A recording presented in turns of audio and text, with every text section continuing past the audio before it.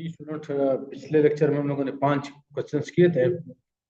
अभी छठे क्वेश्चन पे आते हैं। तो कहता है, how many fringes will pass a reference point if the movable mirror of a Michelson interferometer is moved through a distance of 0.07 millimeter using light of wavelength 580 nanometer।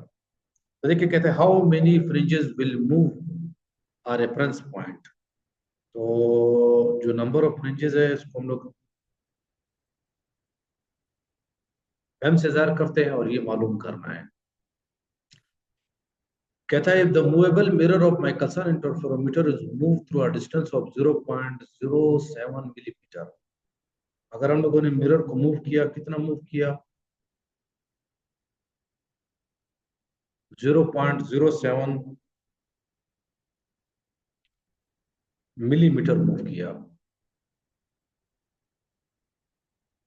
इसका मतलब है, इसको मैं लिख सकता हूं कि x is equal to 0.07 multiply by 10⁻³ metre. और कहता है लाइट का जो वेवलेंथ है वो है 580 नैनोमीटर। इसका मतलब है, इसको मैं लिख सकता हूँ कि 580 मल्टीप्लाई बाय 10⁻⁹ मीटर, -9 मीटर। तो देखिए, अगर आपको उसकी इक्वेशन याद हो तो ये बहुत स्ट्रेट फॉरवर्ड क्वेश्चन है। तो हम लोगों ने पढ़ा था कि जो x है वो बराबर था m lambda upon 2, m lambda upon 2। तो अगर मैं इसको m के लिए सॉल्व कर लूं तो मैं m की वैल्यू मालूम कर सकता हूँ। x गिवन है, लैम्डा गिवन है। तो देखिए मैं लिख सकता हूँ कि m is equal to,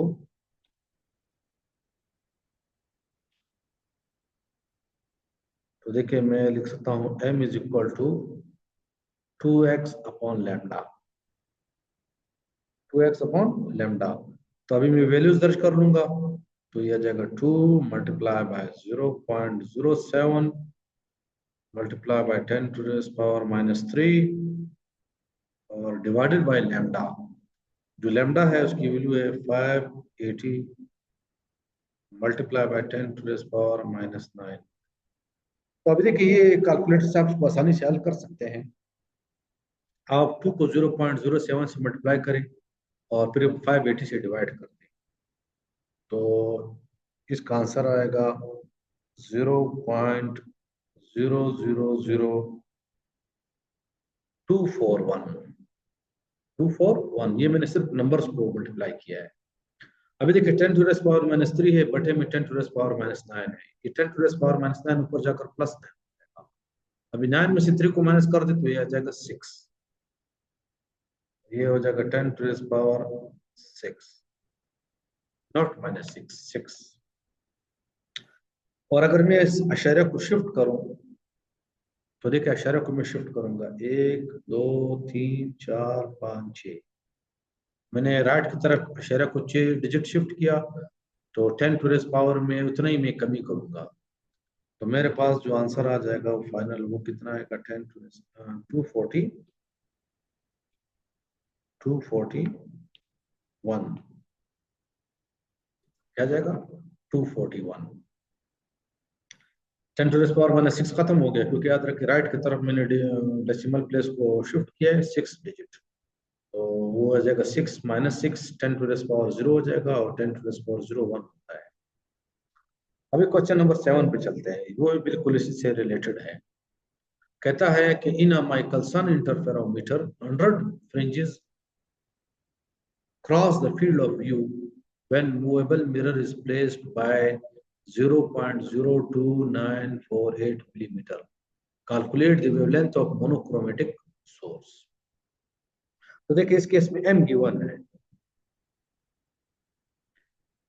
m 100 है और जो x है वो है 0.2948 millimetre.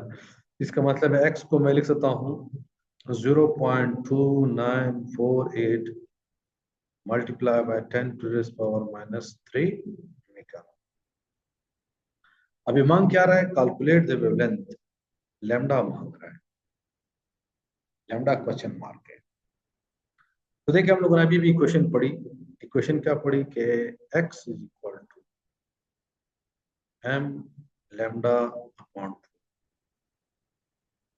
x is equal to m lambda upon 2, ये माइकलसन इंटरफेरोमीटर से हम लोगों ने इक्वेशन पढ़ी थी। तो याद रखिए इस इक्वेशन को अभी मैं सॉल्व करूंगा लैम्डा के लिए, x गिवन है, m गिवन है, तो मैं लैम्डा मालूम कर सकता हूँ।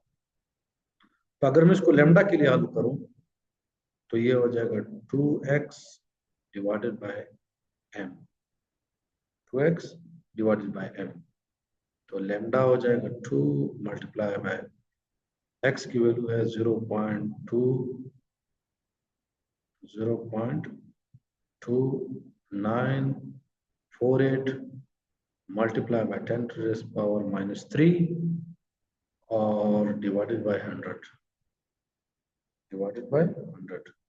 तो अभी आप सारी वैल्यूज को मल्टीप्लाई कर ले कैलकुलेटर से, तो आपके पास जो आंसर आएगा ये आएगा 0.005896 मीटर, क्या आएगा, मीटर आएगा। लेकिन बुक में जो आंसर दिया गया वो एंगस्ट्रॉन में दिया गया है।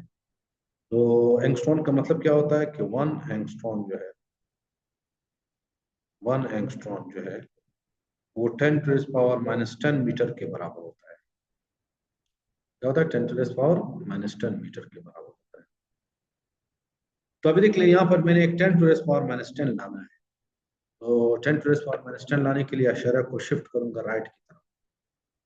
तो देखिए 1 2 3 4 5 6 7, सॉरी यहाँ पे 10 टू द पावर -3 भी है, 10 टू द पावर -3 भी है। तो अगर मैं शिफ्ट करूंगा तो ये सारा मिला के आ जाएगा 5896 multiply by 10 to the power, यहाँ पे जो मैंने डेसिमल प्लेस को शिफ्ट किया है ये 7 है और 3 ये हो जाएगा, तो ये हो जाएगा 10। तो इसका मतलब है लैम्डा को मैं लिख सकता हूँ कि 5896 एंगस्ट्रॉम, सही। तो यहाँ से देख ले आपको पता है कि 10 टू द पावर -3 इसके बराबर है। अभी लास्ट क्वेश्चन है, कहता है कि X ray of wavelength 1.5 nanometre are observed to undergo a second order reflection, are observed to undergo a second order reflection at a Bragg angle of 15 degrees from a quartz silicon dioxide crystal. What is the interplanar spacing of the reflecting planes in the crystal? तो आ जाते हैं, data लिख लेते हैं। Lambda given है 1.5 nanometre, nano को मैं लिख सकता हूँ 10 टू द पावर -9 मीटर, सही। और ये जो एंगल गिवन है सेकंड ऑर्डर का वो है 15 डिग्री, ऑर्डर क्या है, 2 है। तो कहता है कि जो क्रिस्टल्स के दो प्लेन्स है जहां से रिफ्लेक्शन हो रही है उसके दरमियान में आप डिस्टेंस बताएं कि डिस्टेंस कितनी डिस्टेंस कितनी है। तो देखिए आप लोगों ने ब्रैग्स लॉ पढ़ा है कि 2d sin theta is equal to m lambda, is equal to m lambda. याद रख ले ब्रैग्स लॉ और डायफ्रैक्शन ग्रेटिंग वाली जो इक्वेशन है उसमें थोड़ा सा फर्क है, यहाँ पे 2 आ रहा है उसमें 2 नहीं होता। तो यहाँ पे अगर मैं इसको d के लिए सॉल्व कर लूं तो d इज इक्वल टू आ जाएगा m lambda upon 2 sin theta upon 2 sin theta. तो वैल्यूज दर्ज कर लूंगा, m की वैल्यू है 2, लैम्डा की वैल्यू है 1.5 multiply by 10 to the power -9 और divided by 2 multiply by sin 15 degree, sin 15 degree. तो आप इसको सॉल्व कर ले, sin 15 डिग्री की वैल्यू मालूम करके इसको 2 से मल्टीप्लाई करें और ये सॉरी यहाँ पे 2 कैंसिल हो जाएगा, तो मैं लिखता हूँ कि d is equal to 1.5 multiply by 10 to the power minus 9 divided by 2 तो कैंसिल हो गए, sin 15 की वैल्यू है 0.26 0.26। अभी आप 1.5 को डिवाइड करें 0.26 से, तो मेरे पास जो आंसर आएगा ये आ जाएगा 5.79 और multiply by 10 to the power minus 9। 10 to the power minus 9 को मैं लिख सकता हूँ नैनो, तो ये मेरे पास आ जाएगा नैनोमीटर। क्या जाएगा? नैनोमीटर। तो ये है इसका आंसर। तो ये था लास्ट क्वेश्चन। उम्मीद करता हूँ कि आप लोग को ये क्वेश्चंस क्लियर हो गए होंगे।